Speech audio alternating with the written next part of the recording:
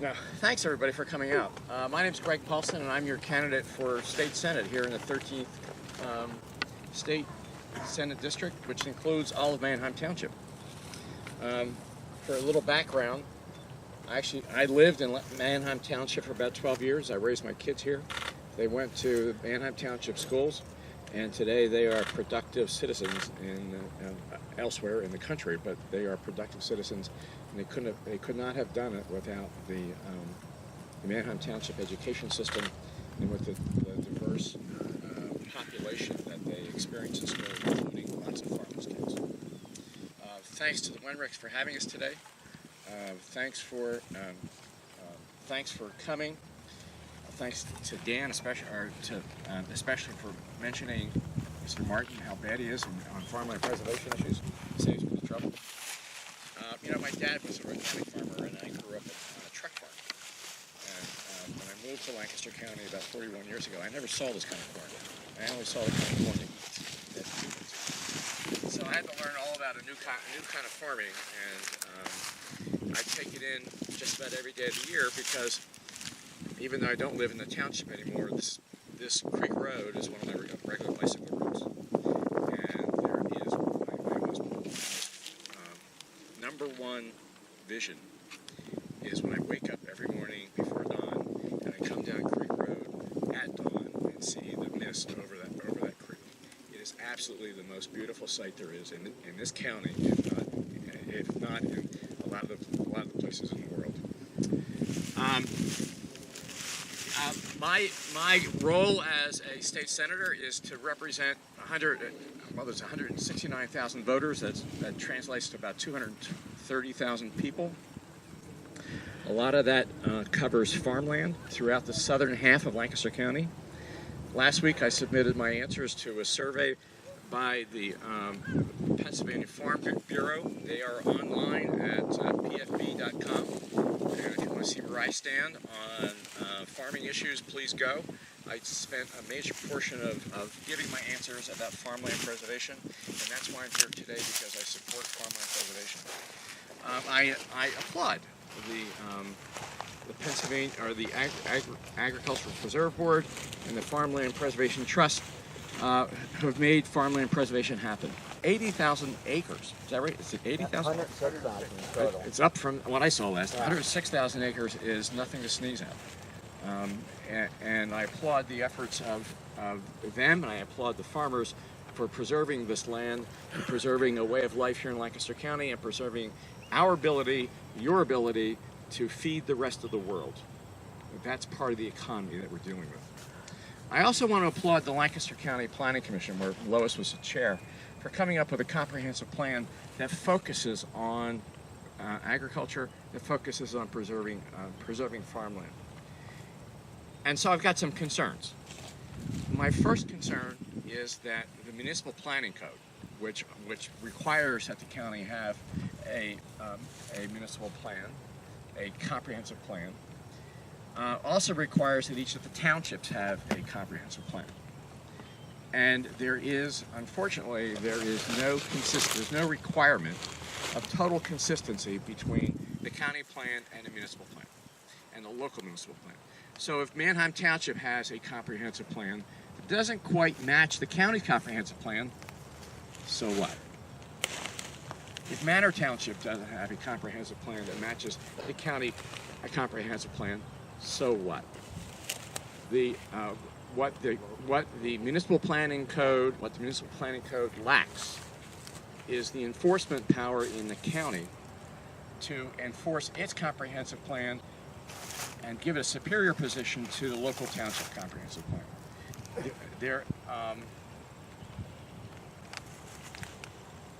My second concern is that in coming up with comprehensive plans, or amending comprehensive plans, is that there is too little input from the general public. Tomorrow night, you all have a chance to go down to Manheim Township municipal offices and vote on, or at least express your opinion about the development that's going to go on up here. I'm going to put on my lawyer hat for a minute and say it is very important for everybody to make a public statement and get on the record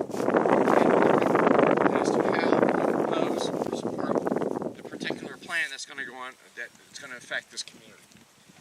If you are on the record, and if there is ever a legal challenge to what's going on over there, the fact that there are so many people here and so many people show up at the hearing and make a record makes it much more difficult for the developers to win, and it makes life much easier for the attorneys representing our movement to win. In fact, when you've got a record of so many people opposing the development in your community.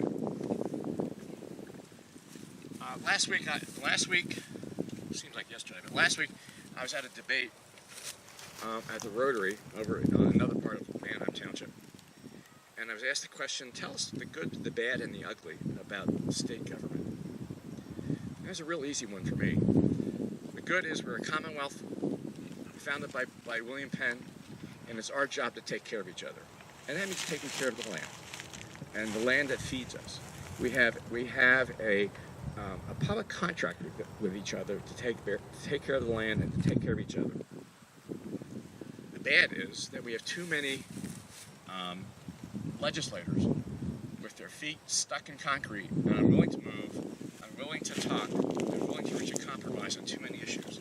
And the ugly is we have too many legislators who are beholden to public interest, are beholden to real estate developers and the real estate industry, and their political action committees who make contributions to their campaigns.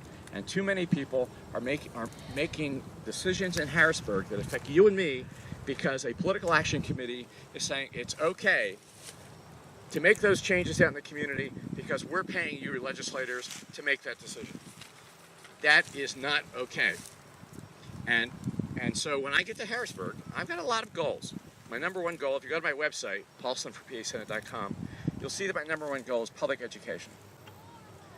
My next goal is to refocus the efforts of government in where it is they spend their energy. And so in terms of this group meeting, this location, this farm, I think it's important that we amend the Pennsylvania law so that there are limits on the amount of contributions that can be taken by a candidate, and limits on the amount of contributions a political action committee, a corporate entity, or an individual can make to a candidate. If we don't have the limits, then those large contributors are gonna have our legislators by the parts we don't like to talk about. I am hoping to be once elected, I'm hoping to be named to the local government committee, where I plan to put some focus on putting some teeth into the municipal planning code, putting some teeth into the code that would authorize counties to make sure that the local municipal planning documents and zoning documents are consistent with the plan that the County Planning Commission has established for the good of everyone. Third, I really think somehow or other, I don't know how to do this, and I'm the guy who listens, and so I'm willing to listen to every comment and every suggestion.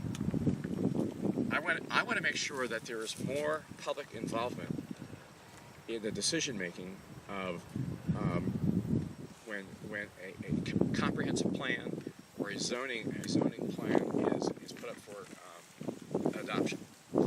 Too often, we all get involved like NIMBYs in my backyard, and that's all we're doing now.